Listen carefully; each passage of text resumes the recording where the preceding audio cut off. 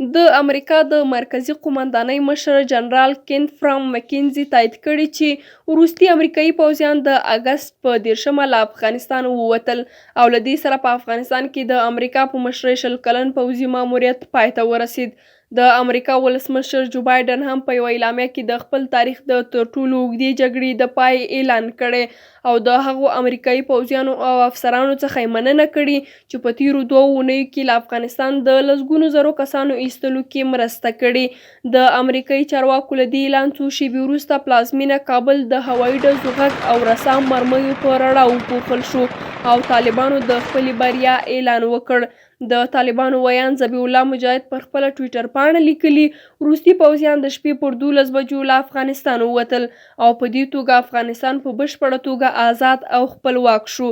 جنرال فرام مکینزي پرون دوشنبه ماسخوتن د دفاع وزارت یا پینټاګون کې خبریالانو ته وویل چې کابل کې د امریکا شرجدافیر راس ویلسن هم په دې وروستۍ الوتکه کې له افغانستان ووتلو.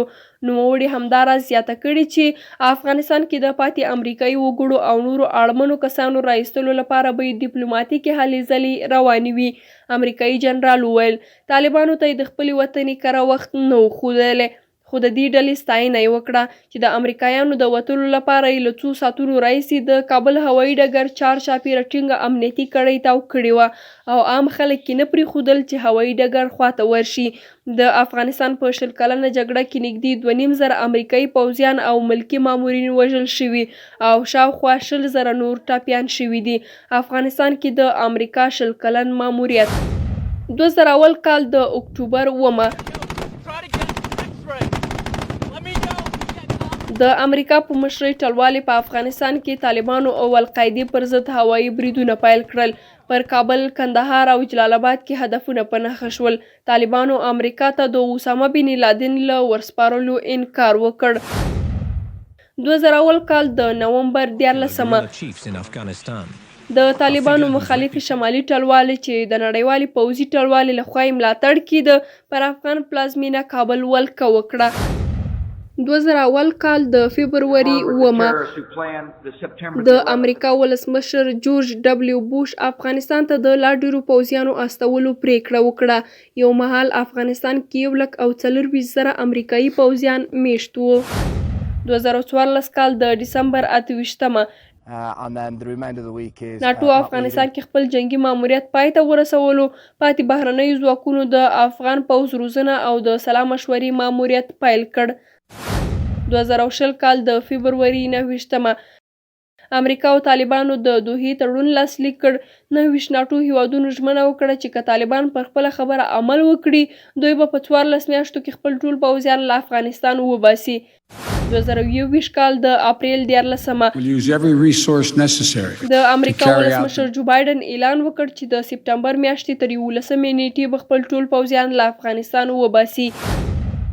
2021 کال د اګست 15 طالبانو د ګڼو ولسوالیو او ولایتونو له نیولو وروسته بالاخره په پلازمینه کابل ولکه وکړه.